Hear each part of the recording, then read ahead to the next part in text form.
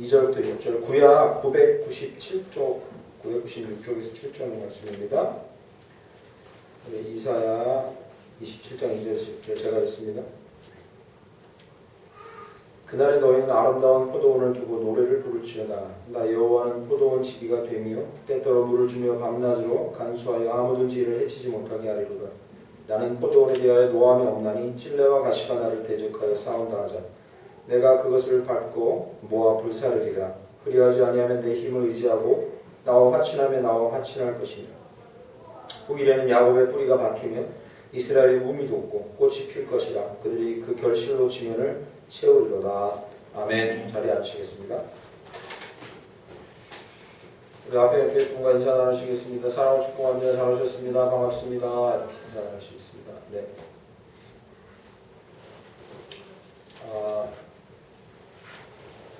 두 가지만 말씀드리면, 코로나 시기라 우리 성도들이 많이 같이 모이지 못하는 위해서 기도해 주시고 빨리 코로나가 종식되면 좋겠습니다. 기도해 주시고요. 두 번째는 어제 말씀드리지만 8월 한 달간만은 제가 반팔 셔츠로 예배 드리니까 이해해 주시면 좋겠습니다. 오늘은 이사야 27장 말씀 2절부터 6절까지 본문으로 주 예수와 동행하니 그 어디나 하늘나라라는 제목으로 하나님 말씀을 나눕니다. 오늘 본문 말씀은 이상향에 대한 이야기로 시작합니다. 이상향. 꿈에 그리는 것. 너의 이상향은 뭐냐 할 때, 만약에 남자친구나 여자친구 얘기할 때 이상향이면 너의 이상향이 남자 누구냐 이렇게 물어보는 거지만, 인생에서 이상향이 뭐냐 할 때는 주로 파라다이스를 얘기하는 거죠. 파라다이스. 네가 꿈꾸는 가장 좋은 곳은 어디냐? 천국. 파라다이스는 어디냐? 오늘 본문은 이상향에 대해서 얘기합니다. 2절 말씀 보시면, 그날에 너희는 아름다운 포도원을 두고 노래를 부를지어다. 이렇게 오늘 이야기가 이상향에 대한 이야기입니다. 그런데 이 이상향에 대한 이야기를 시작하면서 얼마나 그 이상향을 그리는 꿈꾸는 사람들의 마음이 기뻤던지 2절 말씀 끝에 보시면 노래를 부를지어다. 아름다운 포도원을 두고 노래를 부를지어다. 이렇게 쓰고 있습니다. 그런데 이 개역개정 성경은 이렇게 쓰고 있지만 좀 더 원어적인 의미로 다시 한글말을 풀면 얼마나 좋은지 노래가 절로 나올 만합니다. 이런 얘기입니다. 그러니까 우리가 그곳을 생각하면 막 너무 기뻐서 노래가 절로 나옵니다. 여러분 한가위라는 단어 아시죠? 추석을 지칭하는 그 한가위라는 단어 말 뜻이 그거잖아요, 그죠? 이날만 해라 뭐 그런 의미잖아요. 한가위 아주 중요한 이날만 해라. 그러니까 말하자면 우리가 이 본문에서 그 이상향을 그리면 나는 막 노래가 절로 나옵니다. 지금 우리가 사는 이 현실은 그렇지는 않죠, 사실. 와, 2020년 8월 16일 이날만 해라, 뭐 그렇습니까? 그렇지는 않아요, 솔직히. 코로나19 때문에 갈 수도 없고 먹을 수도 없어, 만날 수도 없어, 직장 잃어, 뭐 이날만 해라, 그렇지는 않아요, 지금. 그러나 어쨌든 오늘 본문 말씀은 그 이상향에 대해서 얘기하는 거죠. 그런데 저희가 궁금증을 하나 갖습니다. 2절 말씀 보시면, 그날에 너희는 아름다운 포도원을 두고 노래 부를지어다 하는데, 이 본문이 그리는 이상향은 포도원이라고 비유돼요. 아름다운 포도원. 그러니까 왜 하나님이 이 정말로 더할 나위 없는 이 이상향인 그날과 그 나라를 포도원이라고 얘기했을까? 생각해 보셨습니까? 오늘 본문 말씀 여기만 이렇게 나온 게 아니에요. 성경 전체에 아름다운 이상적인 곳을 그릴 때 이 포도원이나 또는 농부가 기르는 이 과수원을 상징하는 게 성경에 많고, 구약부터 신약까지 많고, 우리는 나무로 상징하는 경우가 많아요. 성경에 대체로 많습니다. 더더군다나 이 이사야는 그런 컨셉으로 아예 시작해요. 시작부터. 이사야서 5장 7절에 보면 이렇게 씁니다. 물은 만군의 여호와의 포도원은 이스라엘이요, 이렇게 써요. 그래서 이사야는 처음부터 컨셉 자체를 하나님께서 그 포도원을 지키시고 기르시는 곳으로, 그런 이 컨셉으로 시작해요. 이사야. 그래서 오늘 본문 말씀 2절이 이상향을 그릴 때 아름다운 포도원이라고 말하는 것은 전혀 이상한 게 아닙니다. 그러면 왜 하나님은 그의 백성을 나무로, 그리고 그가 꿈꾸는 이상적인 곳을 포도원이라고 말씀하셨을까라는 거죠. 한 번쯤은 생각해봐야 성경에 나와 있는 비유는 다 의미가 있거든요. 인문학적인 설명을 조금 갖다 쓰면 인문학적으로는 이 아피리다에자라는 개념, 이게 이제 히브리어 아니에요. 히브리어가 아니고 히브리 민족이 역사 속에 나오기 전부터 있던 개념인데, 이 개념이 뭐냐면 이상향을 꿈꾸는 단어로 썼던 개념이에요. 그런데 이게 이제 나중에 구약 성경 안으로 파라데이소스, 파라다이스가 된 거예요. 천국. 이게 이제 전용해서 쓴 거죠, 단어를. 그런데 이 파라데이소스라는 단어의 전형이 되는 이 아피리다에자라는 이상향, 천국을 그리는 이 아피리다에자라는 단어의 의미가 뭐냐면요, 벽으로 둘러싸인 과수원을 의미해요. 벽으로 둘러싸인 과수원.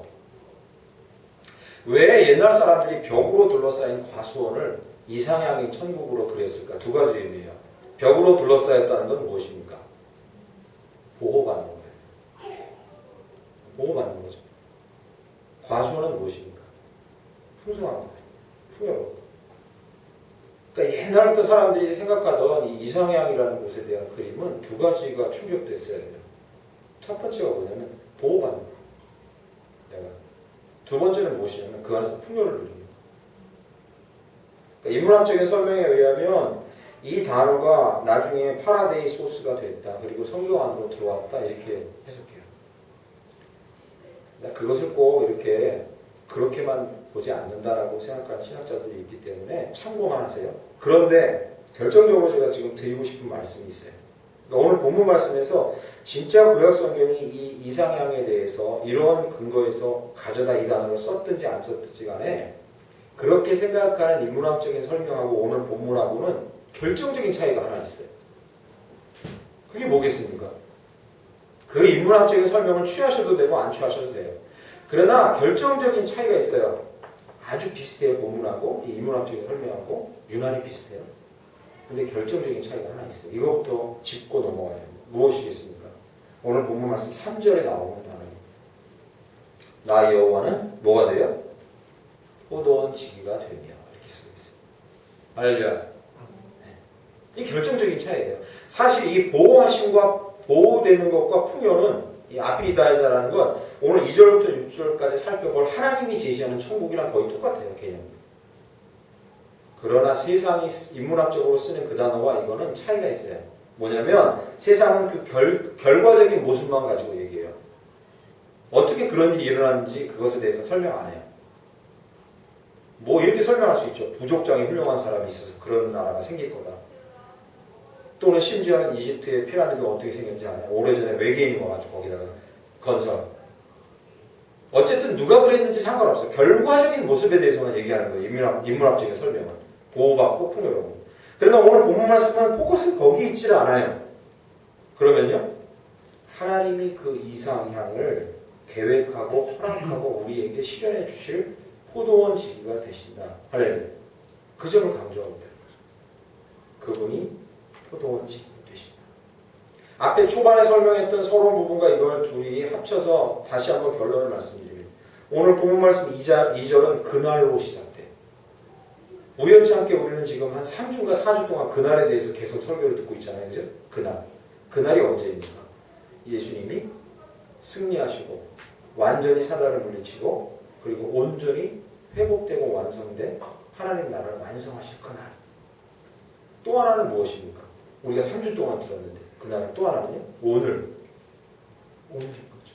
그날은 오늘이에요. 우리가 천국의 그날을 그때 가서 누릴 게 아니라 오늘도 누려야 되는 거죠. 성경에 나와 있는 모든 개념들은 그날이기도 하고 오늘이기도 해요. 오늘 못 누린다면 그날을 기대하며 지금 참자 이런 건 의미가 없어요. 오늘도 누려야 될 줄 믿습니다. 우리가 하루하루 하나님 나라를 누리고 그리고 궁극적인 그날을 소망해야 돼요. 여기 그날이라고 썼어요. 만약에 그날 우리가 파라데이 소스를 누릴 겁니다 라고 생각한다면요. 그건 의미가 없습니다. 물론 의미가 있지만 의미가 없어요. 오늘 하나님을 믿는데 너무 힘들게만 살아간다면 불행하게 살아간다면 그래서 오늘 2절 말씀 그날에 아름다운 포도원을 두고 노래를 부를지어다 이것이 오늘이 되려면 2절이 3절에 주의해야 합니다. 그분이 포도원 지기가 되셔서 친히 오늘 하루를 살아가는 우리의 삶을 아름다운 파라다이스의 삶이 되게 하실 줄 믿습니다. 이렇게 되어야 되는 거죠. 그날에만 그런 게 아니라 포도원지기이신 하나님께서 우리를 그렇게 하실 줄 믿습니다. 이건 창조론을 설명할 때도 동일하게 설명돼요. 창조론은 뭐라 하냐면 이 아름다운 우주를 보세요. 어마어마하지 않습니까? 우연히 그렇게 됐어요. 이렇게 얘기하는 거죠. 창조론 설명하는 건 똑같아요. 그러나 우리가 우주가 아름다운 건 우리의 큰 관심이 아니에요. 아름답죠. 더 큰 관심이 뭡니까? 그래서 창조하고 섭리하신 분이 그렇게 하셨다는 것이 우리에게 소중한 거죠. 그분이기에 오늘 우리의 삶을 파라데이소스로 정말 이상향인 그 때와 날로 그곳으로 만드실 유일하신 분이라는 사실에 대해서 오늘 본문 말씀을 통해서 잠깐 살펴보고자 합니다. 그분은 그렇게 하실 수 있는데 어떻게 그렇게 하시냐? 아까 파라데이소스의 어원이 됐던 첫 번째 뭐죠? 보호하심으로 그렇게 하신다. 보호하심. 3절 말씀 보시죠. 나 여호와는 포도원 지기가 되며 때때로 물을 주며 밤낮으로 간수하여 아무든지 너 이를 해치지 못하게 하리로다. 이렇게. 그런 첫 번째 어떻게 하시냐? 보호하심으로 그렇게 하시냐. 포도원 지기가 돼서 밤낮으로 자지도 않고 주무시지도 않고 그 포도원을 간수하여 아무든지 이를 해치지 못하게 한다. 주요한 핵심은 무엇입니까? 여기서 왜 밤낮으로 자지 않습니까? 적으로부터 보호합니다. 적으로부터. 그러니까 하나님의 보호하심은 적으로부터 보호하심인데 그 보호하심에 대한 설명이 4절부터 5절까지 자세히 쓰여 있습니다. 4절 보시죠. 나는 포도원에 대하여 노함이 없나니 찔레와 가시가 나를 대적하여 싸움다 하자 내가 그것을 밟고 모아 불사르리라. 이렇게 써 있어요. 5절에 보시면요. 그리하지 아니하면 내 힘을 의지하고 나와 화친하며 나와 화친할 것이다. 적이 와서 자기에게 무릎 꿇지 않는 이상은 불태우고 짓밟고 완전히 없애버릴 정도로 대적을 제거해서 우리를 보호하실 것이다. 이렇게 약속하십니다. 여러분 식물 길러보셨습니까? 저는 식물 기르는데 재주가 전혀 없어요. 지금 벌써 저희 교회에서 기른 식물도 이 큰 나무 두로 그다음에 작은 거 저기 올려놨던 거 제가 기르기만 하면 어떻게 한 3, 4개월 만에 다 죽어요. 재주가 없어요. 전 진짜 재주가 없어요. 쉽지가 않아요. 이게. 식물원에 가서 여기 동네에 있는 식물원에 가서 심지어 다 여쭤보고 막 메모까지 와서 그대로 하는데 잘 안 돼요. 좀 쉽지가 않아요. 여기 보면요. 4절 찔레와 가시가 나를 대적하였죠. 그죠? 어떤 나무들은 자기가 기르는데도 그걸 기르다가요 관리하다가 거기 찔리기도 해요. 힘든 일이에요. 밤에 나가서 뭐 다듬다가 도랑에 빠지기도 하고요. 온몸이 막 다치기도 해.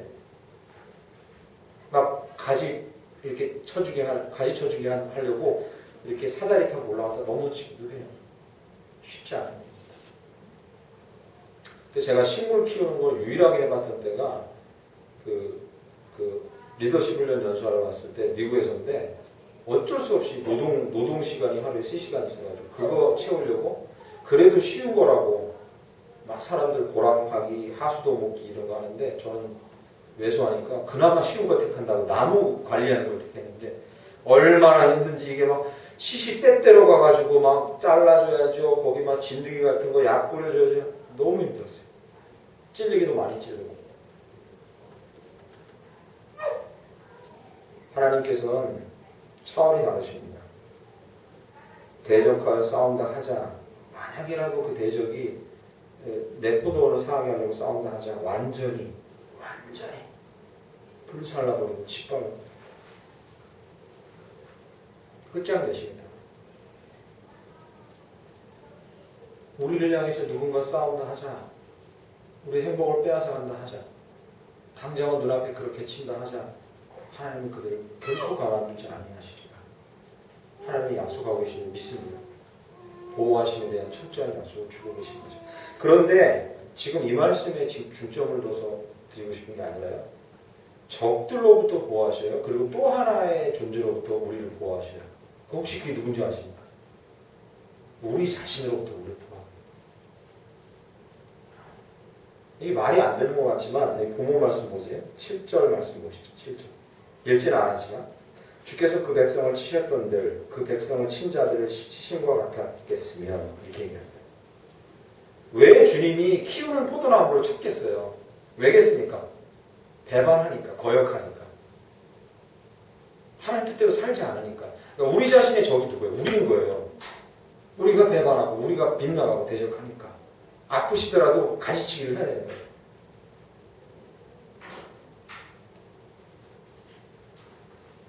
그런데 7절 말씀 보시죠.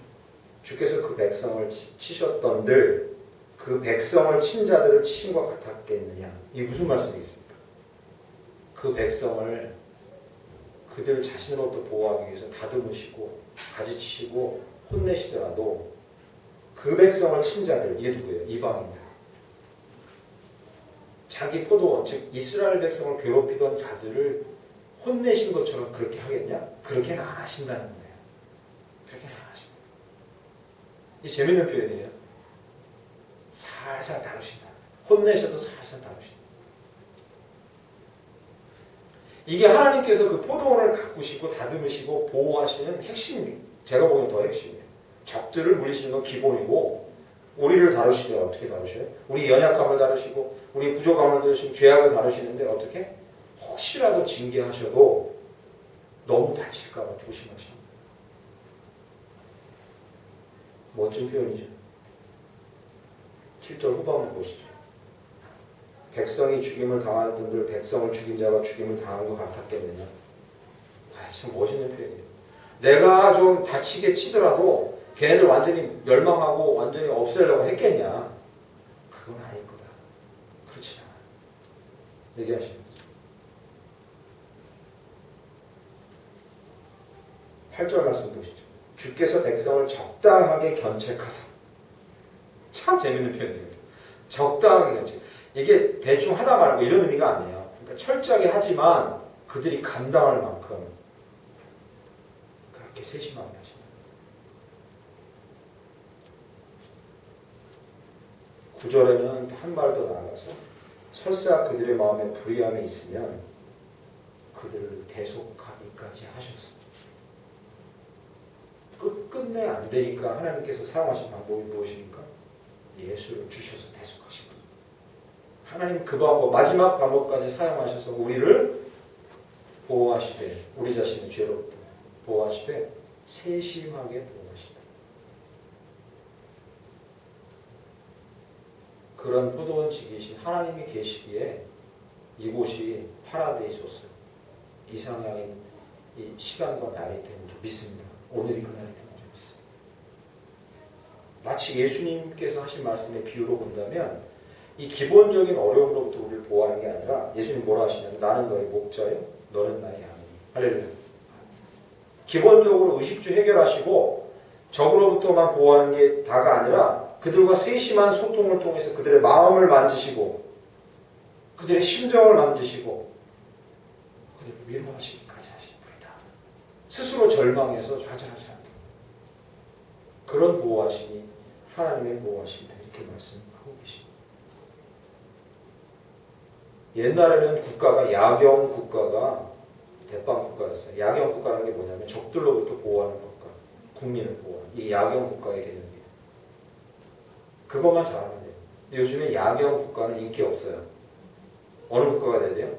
모든 면에 간섭해서 사회 모든 면에 정의를 실현하는 국가가 진짜 좋은 국가예요. 그러니까 국가의 간섭이 많아져요. 보건복지 간섭해야 돼요. 경제 간섭해야 돼요. 학교 간섭해야 돼요. 다 일일이 세워져 있는 거 다 간섭해야 돼요. 야경 국가는 이제 인기가 없어요. 옛날에는 그런 거 간섭 안 해요. 적들로부터 보호만 하면 돼요. 지금은 안 그래요. 다 간섭해야 돼요. 죽겠습니다. 그게 한계가 있겠어요? 끝도 없어요. 해야 되고 다 못해요. 어떻게 국민 한 사람 한 사람을 다 만족시키게끔 그들을 보호하면서 그들의 경제권을 보호하고 평등권을 다 보호하겠어요? 이게 열심히는 하겠지만 힘들어요. 지금 정권이 정말로 잘하고 있어요. 제가 보기에는 잘하는 면이 많은데 그래도 욕 많이 먹잖아요. 지금 한계가 있다는 거예요. 이게 아무리 해도 한계가 있어요. 잘하는 면이 있어도 한계가 있어요. 어쩔 수 없는 한계가 있어요. 못할 수밖에 없는 면이 있는 거예요.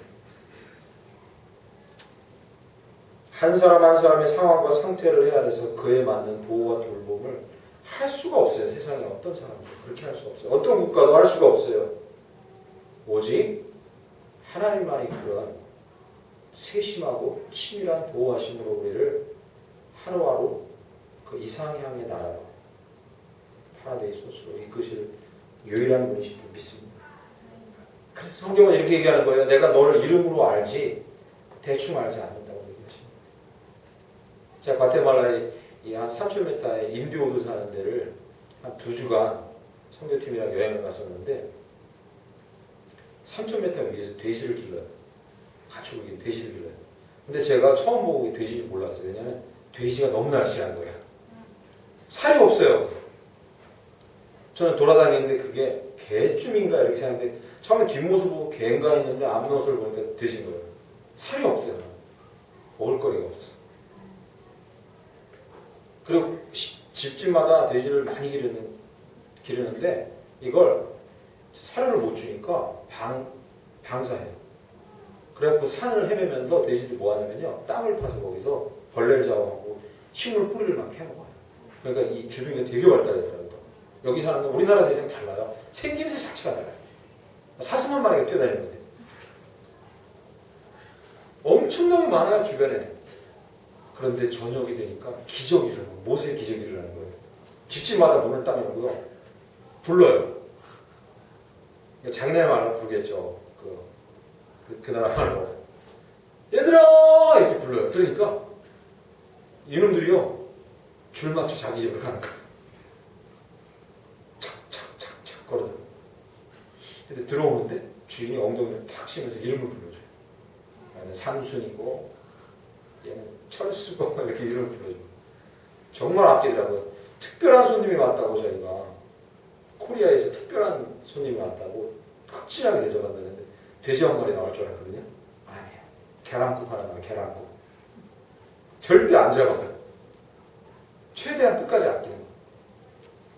물론 나중에는 이제 저기 미주 지역이나 이렇게 아메리카 쪽에 팔아요. 도심을 파는데 정말 아끼더라고요. 주님을 이렇게 세심하게 한 사람 한 사람. 저는 그때 그거 보고 눈물이 났어요. 막. 엄청난 광경인 거예요. 막. 돼지들이 줄 지어 막 자기 집으로 들어가면서 주인의 사랑을 이렇게 받고 있는 거예요.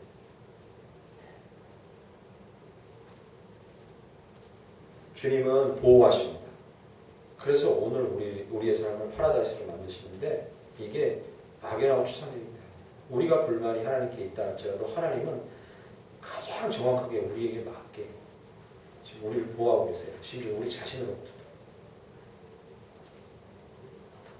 그것을 신뢰하고 믿고 그리고 오늘 이날 주님이 주시는 이 파라다이소스 이상향 이 때와 이 나라 이곳을 경험하는 저와 여러분을 간절히 축원합니다. 두 번째 하나님은 뭐 하시냐면 아까 두 개의 개념 중에 하나가 뭐죠? 풍요롭게 보호하고 풍요롭게 하나님 풍요롭게 하셔요. 정말 풍요롭게 하셔요. 본문 말씀을 보면요 3절 나 여호와는 포도원 지기가 되며 때때로 물을 주며 사실 나무에게 필요한 거는 가장 필요한 게 무엇입니까? 곡물에게 적기에 비가 오는 거죠. 물을 주는 거죠. 때때로 물을 주며 근데 거기서 다가 아니면 6절 말씀 결국엔 어떻게 하시냐면 후일에 뿌리가 박히고 오미 돋고 꽃이 펴서 그 다음에 마지막에 결실로 지면을 채우리로다. 여기서 키포인트가 되는 핵심은 6절의 끝에 이겁니다. 결실로 지면을 채우리로다. 얼마나 그게 풍성해졌길래 그 포도원에 국한된 게 아니라 그 나무들의 결실과 나무들의 융성함으로 말미암아 온 지면이 가득 찬다는 거죠. 이게 추상적인 개념이라 상상하기가 쉽지 않아요. 그렇지 않습니까? 작은 포도원이었던 그 포도원이 어떻게 온 세상에 뒤덮이고 뭐 포도 열매가 막 온 열방 사람들한테 다 식물로 제공됩니까? 먹을 걸로. 이걸 신학적으로 만약에 해석한다면 이렇게 해석돼요. 회복된 이스라엘이 하나님과 함께 다스리며 의와 평강의 열매로 세상을 충만하게 할 것이다. 뭐 이 정도로 해석돼요. 사실 너무 추상적인 개념 아니거든요. 그리고 사실요, 솔직하게 제가 이 자리에서 저 자신과 여러분에게 질문합니다. 하나님은 우리를 풍요하게 하시는 분인 줄 믿습니다. 예수님도 뭐라고 말씀하시냐면 요한복음 10장 10절에 내가 온 것은 양으로 생명을 얻고 그 다음에 더 풍성하게 얻게 하려 함이라 라고 말씀하시잖아요. 여러분 이런 말씀을 들을 때 하나님께서 우리의 삶을 풍성하게 만들고 풍요롭게 한다는 이 개념에 대해서 들을 때 얼마나 내 삶을 풍요롭게 할까? 어느 정도까지 가야 내가 풍요로운 것이 될까? 이거 상상해 보셨어요? 평생 안 돼요. 만약에 여러분이 머릿속에 저와 여러분이 생각하는 거라면 평생 안 돼요. 꿈꾸는 게 뭐겠어요?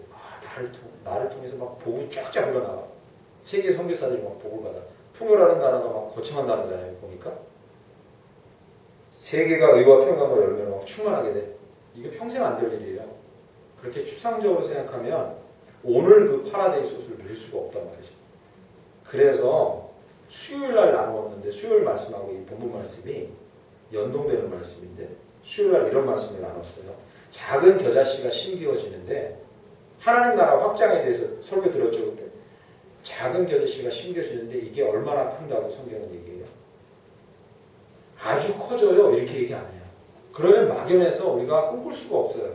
그 나라를 확장을. 이 겨자씨 얘기는 하나님 나라 확장에 대해서 얘기하는 거거든요. 이 겨자씨가 심겨졌는데 너무나 커져요. 어디까지 커져요? 하나님 나라의 범위가 어딘데요? 우주를 초월하잖아요. 그 본문에서는 어디까지 커지는지 범위를 정해요. 어디까지요? 새들이 깃들 만큼 커져요. 이렇게. 그냥 나온 얘기가 아니에요.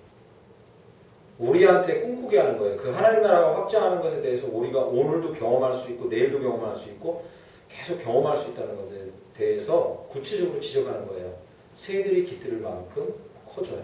작은 겨자씨였지만. 새들이 깃들인다는 개념을 그때 뭐라고 제가 해석드렸냐면요.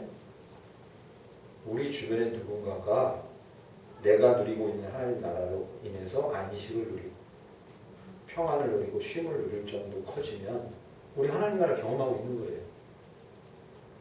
너무 막연하게 생각하는 거지. 오늘 본문 말씀도 같은 의미 이거 보세요. 결실로 지면을 채운다 할 때 이걸 너무 막연하게 생각하면 안 돼요. 결실로 지면을 다 채워가지고 온통 포도나무다 이런 개념이 아니라 신학적인 해석이 뭐라고요? 그분과 함께 세상 의와 평강과 그리고 이 열매로 충만케 한다는 거예요.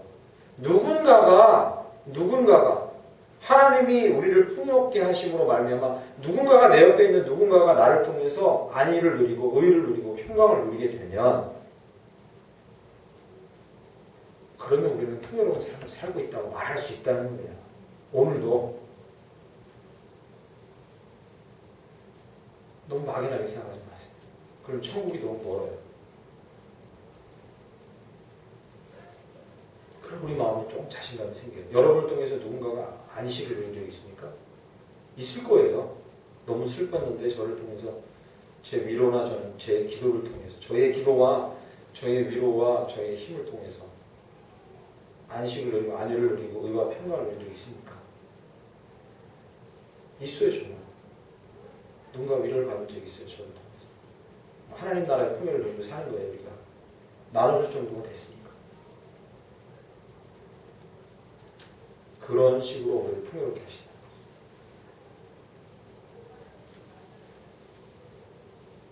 그런 은혜가 우리 가운데 있길 간절히 축원합니다. 이렇게 해석해도 한 가지 그럼에도 불구하고 제 제자 중에 한 명이 자기가 아이디로 뭐 페이스북, 유튜브, 블로그 이런 데 전부 아이디로 쓰는 게 나무라는 아이디를 써요. 자기가 성경에 나무 개념이 좋대요. 그 친구도 이제 목사가 됐는데 나무 개념이 너무 좋대요. 근데 처음에 지금은 이제 얘기가 많이 되는데 처음에 나무라는 개념 했을 때 제가 놀린 게 있어요. 나무가 잘 움직이질 못해요. 기왕이면 좀 쭉쭉 뻗어나가게 다른 걸 좀 하지. 나무가 잘 움직이질 못해요. 수동적인 개념이 많아요. 어디 갈 수가 없어요. 어떡할 거야? 진취적이지가 못하네? 뭐 이렇게 놀린 적이 있어요. 나무라고 하면 이렇게까지 해석했는데 뭔가 마음이 좀 불편한 사람들이 좀 있어요. 왜냐하면 동물에 비해서 수동적이에요. 능동적이지가 않아.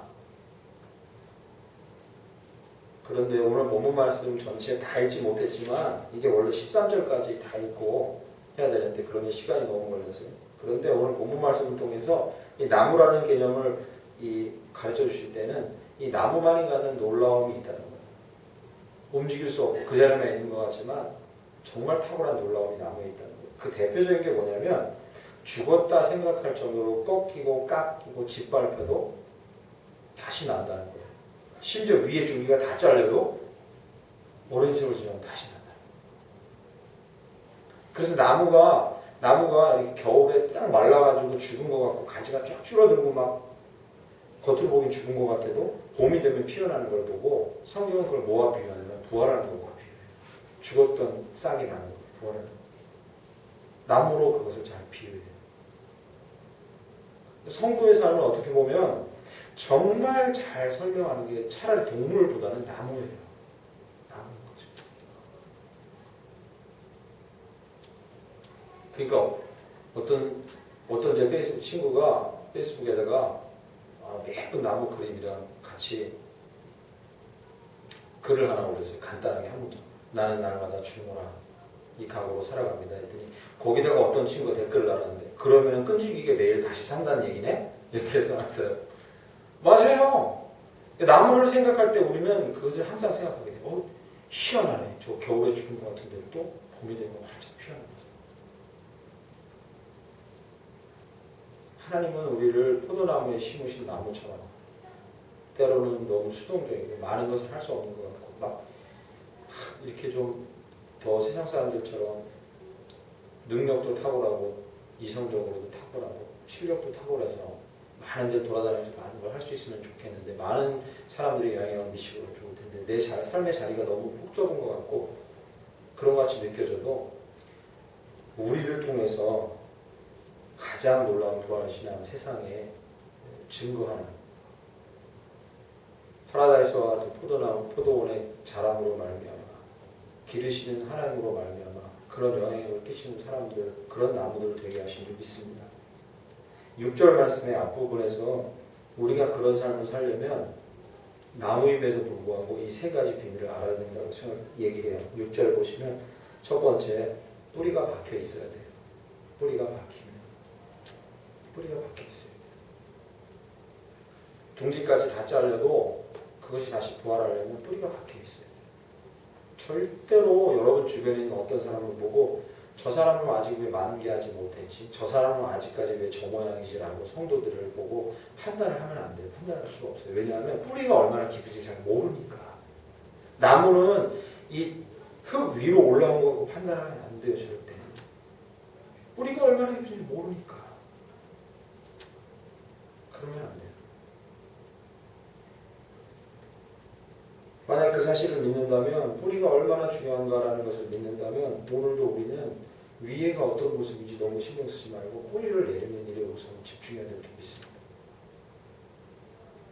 뿌리를 깊이 내리고 집중해야 돼요. 두 번째 여기 보면 우미 돋고 꽃이 필 것이라 이렇게 써있어요. 나무가 움직이지 못하는 것 같죠? 이건 잘 모르는 얘기예요. 그 자리에서 아무것도 못하고 움직이지 못하는 게 아니라 여기 교회에 나가면요. 여기 계단 위에 3층으로 올라가는 계단 위에 꽃나무가 있어요. 두 그루. 하나는 동맥이고 하나는 좀 빨간 꽃인데 저 나무 유심히 한번 보신 적 있으세요? 보면요. 꽃의 위치가 이쪽을 향해 있는 꽃은 아무것도 없어요. 전부 다 저기 창 쪽으로 향해 있어요. 이렇게. 희한해요. 꽃 피면 더 장관이에요. 저거. 꽃이 저쪽을 보고 다 펴 있어요. 이쪽은 한 그루도 안 보고 하나도 안 보고 있어요. 저쪽으로 다. 왜겠습니까? 우미도 없고 잎이 나고 꽃이 피는 이유는 해를 받아들여서 에너지를 흡수하는 거예요. 되게 적극적이에요. 나무 되게 적극적이에요. 그쪽으로 쫙 이렇게 가요. 빛을 흡수하는 거예요. 예상외로 나무가 적극적이에요. 잎도 펼치고 꽃을 피워서. 우리가 다 꺾이고 그리고 시들어도 그래도 부활을 소망하고 오늘 천국으로 살려면 그분을 향해서 우리 얼굴을 고정하는 어느 쪽인가 이렇게 지속적으로. 마지막으로 결실로 지면을 채우리로다 이렇게 얘기했잖아요. 포도원에 있는 나무가 어떻게 결실로 지면을 채워요? 바깥으로 걸어 나갈 수도 없는데 이것도 모르는 소리예요. 여러분 아시죠? 그죠? 꽃이 싹 만개해가지고 향기를 내고 아름다운 색깔을 띠는 이유가 무엇입니까? 자기는 거기 있지만 매개체가 날아들어요. 매개체가 다른 곳에 씨를 뿌려요. 안 되면 바람도 이용해요. 홀씨도 날려요. 얼마든지 가능해요. 오히려 동물이 가는 것보다 멀리 갈 수도 있어요. 멀리 날아가서. 심지어 사도 바울은 이것을 뭐라고 표현하냐면 너희는 향기다 이렇게. 향기로도 세상을 덮을 수 있다는 거죠. 다시 이제 저희 자신에게 물어야 합니다. 여기 2절에 나와 있는 그날이 아니라 오늘이 포도 원지기이신 그 하나님 보호하시고 풍요롭게 하시는 그 하나님으로 말미암아 오늘이 파라데이소스 우리에게 참 이상적인 날입니까? 천국의 날입니까? 라고 우리 자신에게 물어야 합니다. 어떻게 그렇게 할 수 있습니까? 아침부터 마음속에서 나의 이름을 세심하게 불러주시고 나를 세밀하게 다루시고 보호하신다는 하나님의 손길을 느낄 때 우리는 오늘이 파라데이소스라는 걸 느끼게 돼요. 하나님이 여러분 이름 불러주신 거 경험 있습니까? 저는 있어요. 많아요. 요령 알려드릴게요. 아침에 일어나세요. 그래가지고 거울을 보고 이렇게 부르세요. 성주야. 이렇게. 여러분이 부르세요. 그냥. 성주야. 그러면서 하나님이 나를 불러주셨다. 믿으세요. 아니면 그렇게 안 하면 마음속으로 나를 부르시는 하나님의 음성을 떠올리면서 성주야 한번 불러보세요. 네. 나를 통해서 부르시는 거니까 하나님 우리를 이렇게 세심하게 다루세요. 70대 때로 나를 세심하게 보호하셨던 그날들을 한번 손에 꼽아보시고 적들 많은 나로 인해서 웃음 짓고 잠시라도 안식을 누릴 수 있었던 나를 기억한다면 그러면 우리에게 보호하심과 풍요로움이 있었다는 증거예요. 그리고 오늘도 그럴 수 있는 거죠. 거기와 그날이 하늘나라고 우리 이상향인 날과 그날이 될 줄 믿습니다. 마른 나무 같지만 주님께 내린 깊이 내린 뿌리로 인해서 주님만을 향해서 피어있는 꽃과 그리고 잎들을 통해서 주님께서 우리에게 허락하신 그 방법으로 세상 곳곳에 우리의 홀씨를 날리고 우리의 영향을 미치는 그것을 통해서 주님과 동행하는 그곳이 하나님 나라, 하늘나라 되게 하시는 은혜를 오늘도 우리에게 경험하게 하실 줄 믿습니다. 찬양하고 기도합니다. 내 영혼이 은총 입어 중환주진 먹고 슬픈 많은 이 세상도 천국으로 화하리라. 주 예수와 동행하니 그러나 하늘나라. 438장 찬송으로 하나님께 찬양드리고 우리 기도합니다. 잠시 기도하실 때 하나님 오늘 이 날이 주님과 동행하는 하늘나라 되기를 소망합니다. 기도하려고 합니다.